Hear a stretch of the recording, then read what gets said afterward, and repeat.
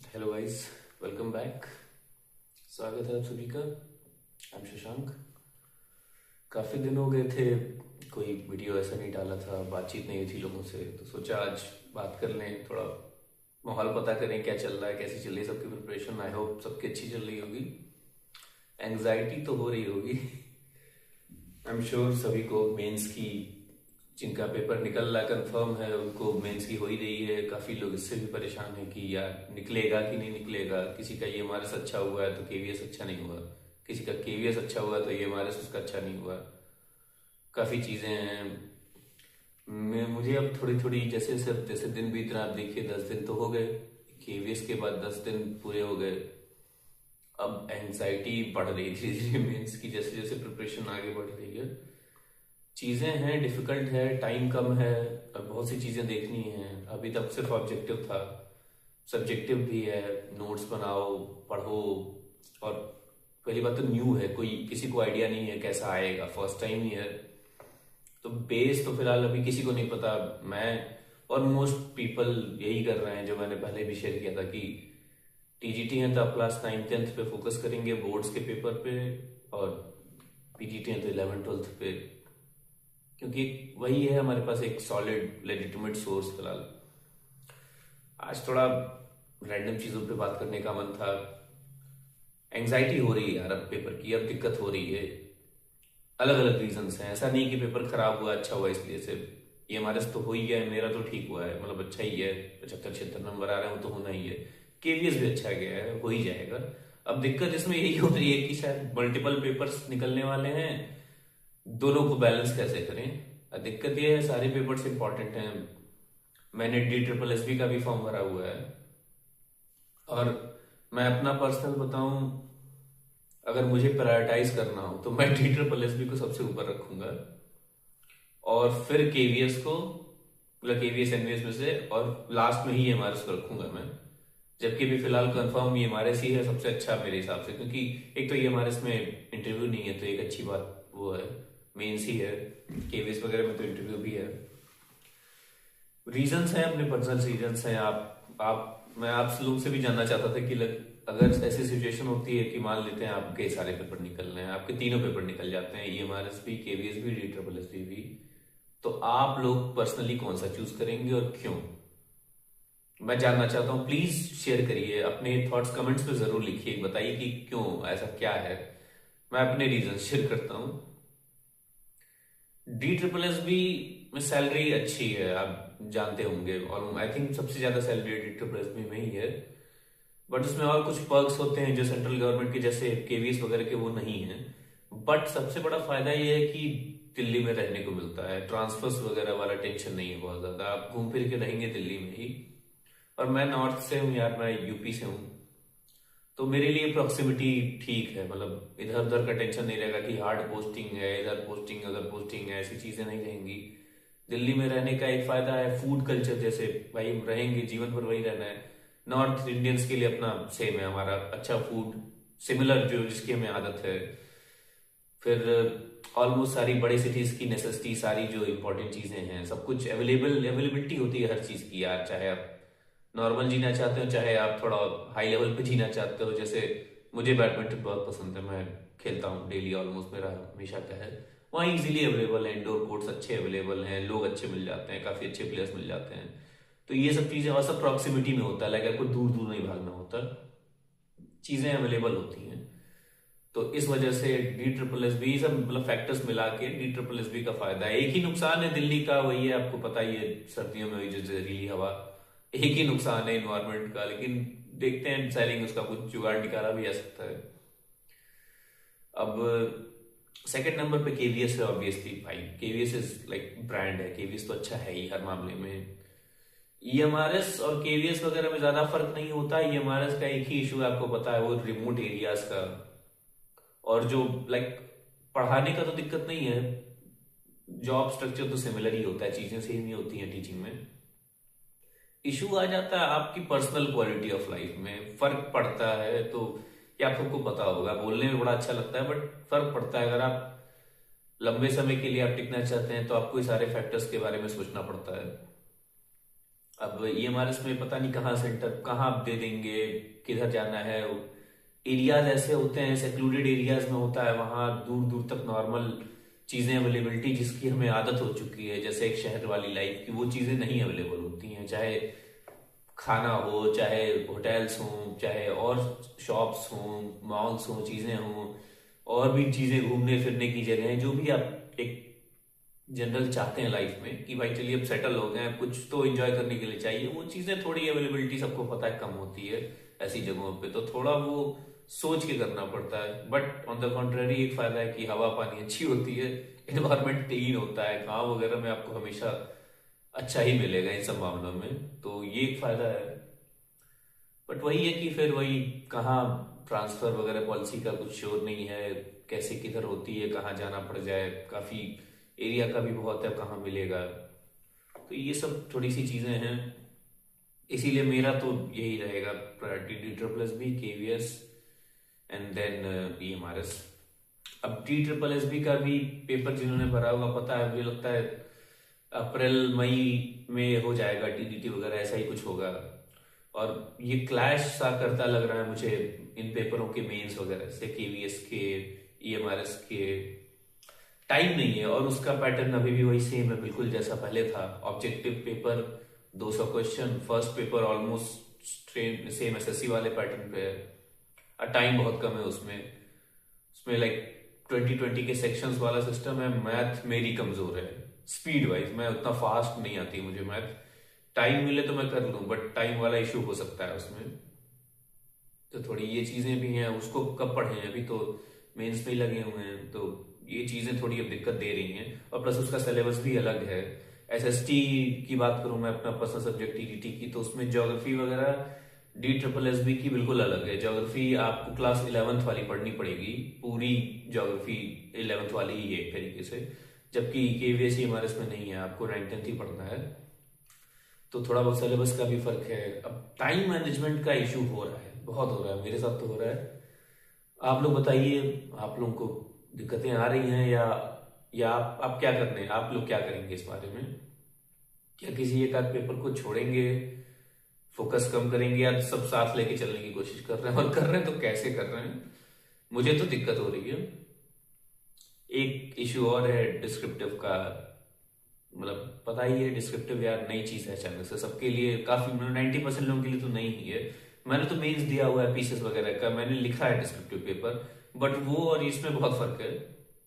In fact मेरे अपने personal notes भी मैंने कल रिव्यू किए, मेंस के मेरे पीसेस वगैरह, आईएएस वगैरह वाले, वो काम नहीं आने वाले इसमें। एक तो उसमें काफी स्पेसिफिक चीजें होती हैं, और इसमें पैटर्न अलग है, इसमें चीजें अलग हैं। वो चीजें जो मैंने नोट्स बनाई थी, पढ़ी थी, उसमें बहुत कम काम आने वाला है, मतलब नोट्स काम नहीं आने वाले मुझे, इसके फ्रेश नोट्स बनाने पड़ेंगे NCERT को बेस बनाते हुए, क्योंकि चेकिंग होती है काफी हद तक, जहां तक पता है उनको एक स्टैंडर्ड आंसर्स मिले होते हैं टीचर्स को कि हाँ ये होते हैं, ये चीजें होनी चाहिए मेंशन, वो उससे ही चेक करते हैं। तो थोड़ा NCERT का रोल रहेगा मेरे हिसाब से इसमें।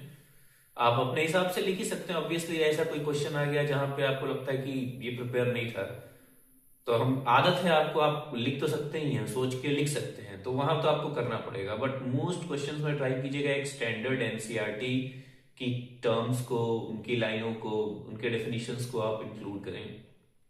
मैं फिलहाल इसी की कोशिश कर रहा हूँ। मैं दिखाता हूँ आप सब लोगों को कुछ चीजें मैंने जैसे की, मैंने ये आप लोगों को विजुअल है, ये नोट्स नहीं है, बट ये मैंने क्या किया है, जैसे कि अब मैंने आपको प्रीवियस वीडियो में बताया था, ये मैंने एक और ये हिस्ट्री का है, मैंने क्या किया कि एक A4 शीट ली है।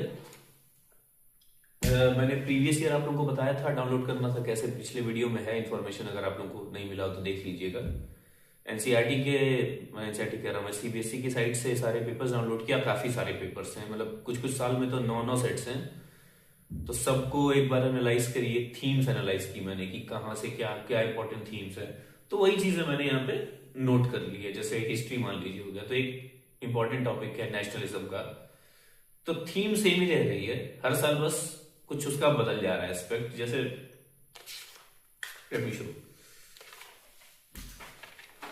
नेशनलिज्म का टॉपिक है, nationalism in Europe, idea of nation in Europe, तो उसमें क्या है कि एक बार बोलेगा कि role of romanticism role of print culture in nationalism, या रोल ऑफ बाल्कन क्राइसिस जो हुआ था, बाल्कन वॉर हुआ था, वो कैसे इग्नाइट किया था, या रोल ऑफ फ्रेंच रिवॉल्यूशन के आइडियल्स कैसे इंस्पायर किए थे।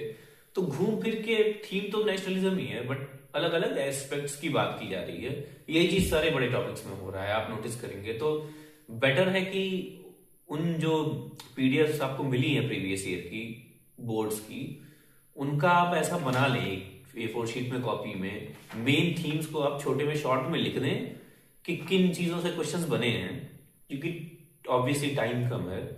तो थीम्स के अराउंड नोट्स बनाइए और थीम्स के अराउंड ही पढ़िए। कुल मिला के केवीएस वालों में तो खास कर, केवीएस में आपको पता है 10 क्वेश्चन ही आने हैं डिस्क्रिप्टिव में। इतना बड़ा सिलेबस है, बुक से हर चीजें नहीं आ सकती हैं, आपको खोजने पड़ेंगे ब्रॉड टॉपिक्स, बड़े टॉपिक्स, क्योंकि इंपॉर्टेंट टॉपिक से ही चेक करता है कोई भी एग्जामिनर। अगर उसको कम क्वेश्चन अलाउड है कि भाई आपको ये इतने ही क्वेश्चन पूछने हैं, तो वो फोकस हमेशा इंपॉर्टेंट टॉपिक्स पे करेगा जिनकी वैल्यू ज्यादा है, हिस्टोरिकली उनकी वैल्यू ज्यादा हो, और वो कॉन्सेप्ट, मेजर कॉन्सेप्ट जो फाइनली और भी काम है आदमी के। तो बड़े टॉपिक जो पूछे गए हैं उनका ऐसा एक थीम का बना लीजिए, ताकि आपको बार बार उनको रेफर ना करना पड़े। एक पेज में बना के रख लीजिए और उनके अराउंड ही अपनी स्टडी को करिए। 10 क्वेश्चन है जैसे मान लीजिए एसएसटी में, तो 10 क्वेश्चन में से यार क्या करेंगे? हो सकता है हिस्ट्री और पॉलिटी से में भी 3-3 क्वेश्चन पूछ दें, ज्योग्राफी और इकोनॉमी से 2-2 पूछ दें, यही तो कर पाएंगे। अब वो इतने बड़े टॉपिक में आप सोचिए, क्लास 9-10 की 2 बुक्स हैं, उसमें 2 क्वेश्चन, 3 क्वेश्चन उन्होंने उठाने हैं। आपको लगता है फिजिबल है कि आप पूरी किताब का नोट्स बनाओ, हर टॉपिक के नोट बना लो? मेंस पर्सपेक्टिव से नहीं हो पाएगा। हो भी गया तो शायद उतना आप इफेक्टिवली उसको याद और पढ़ नहीं पाएंगे। तो ये चीजें हैं, थोड़ी इश्यूज तो हो रही हैं। अब कुछ सॉल्यूशन भी हैं जो मैं अपने लिए करूंगा, आई होप आप ट्राई कर सकते हैं, हो सकता है आपके भी काम है। जैसे कि आप किसी भी प्रीवियस ईयर टॉपर के वीडियोस देखेंगे, चाहे यूपीएससी हो गया, पीसीएस हो गया, तो उनका एक फंडा होता है, क्योंकि पता है टाइम कम है, आपको ऑन द स्पॉट वहां बहुत ज्यादा सोचने का टाइम नहीं होता है, स्ट्रक्चर बस सेट करना होता है दिमाग में। तो कोशिश ये कीजिए, जैसे कि ये स्टेप आप करिए जरूर, पहला स्टेप तो यही करिए कि आप थीम्स अपनी डिवाइड कर लीजिए, इंपॉर्टेंट थीम्स का बना लीजिए पहले। यही थीम्स है जो रिपीट हो रही हैं हर साल। इन थीम्स के अराउंड एटलीस्ट इंट्रो और कंक्लूजन प्रीपेड तैयार कर लीजिए। ये बहुत बड़ी टिप है, बहुत जरूरी है, बात मानिए, आपका ये पेपर बचा सकता है। पेपर कंप्लीट तभी हो पाएगा, नहीं तो बहुत दिक्कत हो जाएगी, पेपर छूट सकता है इसके, ये नहीं करेंगे तो। प्रीपेड बना लीजिए। एक्चुअल यूपीएससी का पेपर नहीं है तो बहुत ज्यादा इसमें क्रिएटिविटी लाने की भी जरूरत नहीं है। एटलीस्ट टर्म्स की डेफिनेशन, जो स्टैंडर्ड डेफिनेशन है, इंट्रो में आप चाहें तो सिर्फ वही यूज कर लीजिए, टर्म्स की स्टैंडर्ड डेफिनेशन यूज कर लीजिए, या कोई डेटा या फैक्ट एनसीईआरटी में दिया हो। जैसे एग्जांपल के तौर पे मैं बताता हूँ, डेमोक्रेसी हो गई या फेडरलिज्म हो गया, उसकी तो आप स्ट्रेट फॉरवर्ड डेफिनेशन दे सकते हैं। आप फेमस कोट को यूज कर सकते हैं, जैसे democracy is by the people for the people, या जो कोट है, to the people by the people for the people, of the people by the people for the people, ये है एक्चुअल कोट। तो ये यूज कर सकते हैं आप। और या तो फिर स्टैंडर्ड डेफिनेशन जो बुक्स में दी हुई है, इससे आप इंट्रो कर सकते हैं। आपको पता है कि डेमोक्रेसी की थीम से कोई टॉपिक आए, डजंट मैटर हो क्या पूछ रहा है, स्टार्ट में इससे करूंगा, तो आपका उस स्टार्टिंग का कुछ सेकंड्स बच जाएंगे। और उसको लिखते लिखते आपको मेन पॉइंट्स खोजने हैं, जो जो फाइनल मेन बॉडी है, जिसपे आपको एक्चुअली क्वेश्चन पूछा गया है कि डेमोक्रेसी में रोल ऑफ, मान लीजिए, पॉलिटिकल पार्टीज पूछा है, या how democracy is good for the betterment of women, women's dignity के लिए कैसे अच्छा है, या दलितों वगैरह के लिए कैसे अच्छा है, क्यों democracy best form of government है। तो प्रीपेड इंट्रो और कंक्लूजन आप तैयार कर सकते हैं, बुक्स में दिया है, एनसीईआरटी पढ़ेंगे आपको मिलेंगी, काफी अच्छी लाइनें दी हुई हैं, वो दिया हुआ है। जैसे मैं देख रहा था विमेन्स के जेंडर इश्यूज वगैरह पे चैप्टर है पॉलिटी में, तो उसमें एक 2019 का भी डेटा अपडेटेड है, दिया है मैंने देखा एनसीईआरटी में, कि 2019 लोकसभा जो 14th लोकसभा थी, 14th थी, not sure, I think 14th थी, उसका डेटा दिया है कि 14.4% हाईएस्ट अभी तक का लेजिस्लेचर में जो कि फीमेल पार्टिसिपेशन हुआ है, कि एमपीज वगैरह सिलेक्ट होकर गई है, वो अभी तक का हाईएस्ट है। और उसके बाद फिर वो डेटा गिर गया था 24 में। तो ये आप कंक्लूजन में यूज कर सकते हैं या इंट्रो में भी यूज कर सकते हैं जब बात आएगी कि क्यों डिस्पैरिटी है और कैसे बढ़ाया जा सकता है फीमेल रिप्रेजेंटेशन। तो ये बुक्स में दी हुई है, बहुत ज्यादा रिसर्च करने की जरूरत नहीं है आपको। ये चीजें प्रीपेड बना लीजिए कि इन टॉपिक पे मुझे ये चीज लिखनी है। चाहे ज्योग्राफी का कोई टॉपिक हो, जैसे एसएसटी की, मैं ज्यादा स्पेसिफिक एसएसटी की बात करूंगा क्योंकि मेरा सब्जेक्ट है। जैसे उसमें पॉल्यूशन की बात है, वाटर पॉल्यूशन के क्वेश्चंस काफी आए हैं, रिवर पॉल्यूशन, वाटर पॉल्यूशन के। तो एटलीस्ट डेफिनेशन सबको पता है, कोई एक फैक्ट हो गया। आप दिल्ली का एग्जांपल यूज कर सकते हैं, AQI वगैरह की बात कर सकते हैं। या तो फिर आप मैं कहता हूँ कंक्लूजन में तो आप सीधा सीधा SDGs, सस्टेनेबल डेवलपमेंट गोल्स को कोट कर सकते हैं कि वाटर के लिए थर्ड है, I think, if I am not wrong, कि गोल नंबर नहीं, थर्ड नहीं है, देखना पड़ेगा कौन सा है, कि गोल नंबर 6 है या समथिंग, मैं याद नहीं आ रहा मुझे। तो मतलब ये चीजें आप कर सकते हैं कि ये है वाटर के लिए। SDG नंबर 6 कहता है कि हमें वाटर वगैरह के बारे में करना है ताकि सेफ ड्रिंकिंग वाटर। या तो फिर आप पॉलिटी से कनेक्ट कर सकते हैं उस पॉइंट ऑफ, की आर्टिकल 21 के through clean drinking water facet है आर्टिकल 21 का, to live a life with dignity का, right to life with dignity का। तो ये बने बनाए कंक्लूजन इंट्रोज प्रिपेयर कर लीजिए अपने लिए, ताकि इस पे आपको टाइम स्पेंड ना करना पड़े। और अगर कोई ऐसा क्वेश्चन आ जाता है अनएक्सपेक्टेड, जो मेन ब्रॉड थीम से अलग हटके है, तो उसमें उन सबका ये बना के आप प्रिपेयर करेंगे तो आपके पास मेन बॉडी में पॉइंट्स जनरेट करने के लिए, वहां सोचने के लिए टाइम बचेगा। तो ये एक थोड़ा इंपॉर्टेंट फैक्टर है मेरे हिसाब से, ये सबको करना चाहिए। बट वही टाइम है और आपकी अपनी पर्सनल स्ट्रेटेजी अलाउ करती है तो ऑब्वियसली। अब ये चीजें हो रही हैं, अब दिक्कत है, मुझे पर्सनल दिक्कत हो रही है मैनेजमेंट का इशू का, कि कैसे करें। मुझे DSSP भी देना है, जैसे कि मैंने बताया मेरी टॉप प्रायोरिटी वो है, बट उसके लिए टाइम नहीं मिल रहा। और फर्स्ट पेपर की प्रिपरेशन इंपॉर्टेंट है। जबकि फर्स्ट पेपर में मैथ, रीजनिंग सब कुछ फिर से आनी है, इंग्लिश, हिंदी, और ये हमारे मेंस में कहीं नहीं आना है। तो उसके लिए अलग से टाइम निकाल पाना दिक्कत हो पा रहा है कि उसको एक्चुअली टाइम निकाले कैसे। तो ये चीजें हैं, थोड़ी दिमाग में चल तो रही हैं, तो मैंने सोचा लोगों से शेयर करें। और कोई स्ट्रेटेजी या ऐसा टिप्स, हाँ, मैं एक बात है, आपने हो सकता है यूट्यूब पे और भी देखा और मैंने भी देखा था, ओसवाल के नोट्स अवेलेबल हैं ऑनलाइन। ओसवाल जैसे पब्लिकेशन है जो बनाती है ऐसे सैंपल पेपर्स वगैरह या स्टडी मटेरियल बोर्ड्स वगैरह के लिए। तो आप गूगल पे चाहें तो आप डाल सकते हैं कि ओसवाल क्लास 9, क्लास 10 जो भी है, Oswal class 9 mind maps.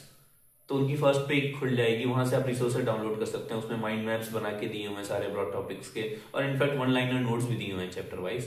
One liner अच्छे हैं, टू बी ऑनेस्ट, मैं पर्सनल ओपिनियन दूंगा, मैंने प्रिंट करा लिए हैं। वो माइंड मैप्स बहुत ज्यादा काम के हैं नहीं, क्योंकि वो माइंड मैप्स बेसिकली एक तरीके से वो बेसिकली कर क्या रहे हैं, वो टॉपिक्स को बस सब डिवाइड कर रहे हैं कि अच्छा ऐसा हुआ था, रोमांटिसिज्म था तो इसमें ये हुआ था, ऐसा था, ऐसा था। मतलब वो उस जो इवेंट हुए थे उसको डिवाइड कर रहे हैं, उसको एक्चुअली एक्सप्लेन नहीं कर रहे हैं। आंसर में आप उसको यूज नहीं कर पाएंगे, बट आपको ये पता चल जाएगा कि कौन से फैसेट्स हैं, कि ये चीजें रोमांटिसिज्म का पार्ट थी, ये चीजें फ्रेंच रिवॉल्यूशन में हुई थी, ये इफेक्ट था। अब उनके अराउंड आप अपने खुद के नोट्स बना सकते हैं, तो आपको स्ट्रक्चर नहीं बनाना पड़ेगा। एक फायदा हो सकता है उससे, आप बुक उठाइए। और मैं यही कहूंगा, अभी भी मैंने पढ़ लिया है नोट्स, काफी मैंने पढ़े हैं उस वाले वगैरह के। एनसीईआरटी ही पढ़िए, मैं रिकमेंड आपको यही करूंगा होल हार्टेडली, एनसीईआरटी पढ़िए, क्योंकि काफी चीजें वो मिस कर देते हैं। काफी चीजें जो बॉक्सेस वगैरह में होती है एनसीईआरटी के, उससे डायरेक्ट क्वेश्चंस आए हैं, मैंने देखे हैं प्रीवियस ईयर। वो चीजें, काफी चीजें वो मिस कर रहे हैं, क्योंकि उनको शॉर्ट फॉर्म में नोट्स को बनाना है। एनसीईआरटी आप स्किप नहीं कर सकते, बहुत बड़ी नहीं है, बट एनसीईआरटी आप स्किप नहीं कर सकते, आपको पढ़ना ही पड़ेगा। उनके words, sentences same to same छपते हैं पेपर में, तो वो इंपॉर्टेंट है। एनसीईआरटी आपको पढ़नी ही पड़ेगी, प्लीज उसको अवॉइड मत कीजिएगा। और आई थिंक हाँ, बस यही है, ये चीजें थी, डिस्कस करनी थी। मैं सोचा लोगों से थोड़ी बातचीत की जाए, देखा जाए सबकी प्रिपरेशन कहाँ तक पहुंची, क्या कर रहे हैं, और बाकी लोग भी ये फेस कर रहे हैं क्या डिलेमा, कि किस चीज पे फोकस करें, कौन से एग्जाम पे फोकस करें। काफी लोगों के और भी रीजंस हैं, काफी लोग चाहते हैं कि उनको दिल्ली वगैरह क्या उनके पास पड़ेगा, हरियाणा वगैरह वाले एरिया वाले लोग चाहते हैं उनको पास पड़ेगा। यूपी का हूँ, मैं भी चाहता हूँ मेरे आसपास से मिले। KVS MRS में कोई गारंटी नहीं है आपको कहाँ मिलेगा। थोड़ा इसे फीमेल्स को भी काफी इशू होता है, जैसे आप जानते हैं कि चाहते हैं घर के पास वगैरह मिले, थोड़ा बहुत ज्यादा दूर न जाना पड़े। इश्यूज होते हैं यार, अपने पर्सनल इश्यूज हैं। तो यही सब चीजें मैं डिस्कस करना चाहता था और आप लोगों के ओपिनियन जानना चाहता था कि लेट्स सी क्या हो रहा है। एंजाइटी मुझे भी है, आप सभी को भी होगी आई एम श्योर। लेकिन ये कहूंगा कि पढ़ते रहिए, बहुत ज्यादा सोचने की जरूरत नहीं है, अपने माइंड से बाहर निकलिए। माइंड में काफी चीजें कई बार खिचड़ी बन जाती हैं, उसमें ज्यादा सोचने में मतलब ठीक बैठिए। नोट्स बुक्स तो आपके पास हैं ही, बुक्स पढ़िए और नोट्स बनाइए। एटलीस्ट सब्जेक्टिव के तो बनाने पड़ेंगे आपको। ऑब्जेक्टिव हो सकता है, कई लोगों को आदत होती है, मुझे भी आदत है, मैं ऑब्जेक्टिव के बहुत ज्यादा नोट्स नहीं बनाता, मैं बुक्स में ही टिक कर लेता हूँ और मैं प्रैक्टिस कर लेता हूँ टेक्स्ट बुक या और चीजों से, पेपर से, तो वो चीजें उससे याद हो जाती हैं। बट जो रिटर्न है उसके आपको नोट्स कुछ बनाने पड़ेंगे शॉर्ट में। बस की सेंटेंसेस यूज करिए, बड़े बड़े सेंटेंसेस मत लिखिएगा।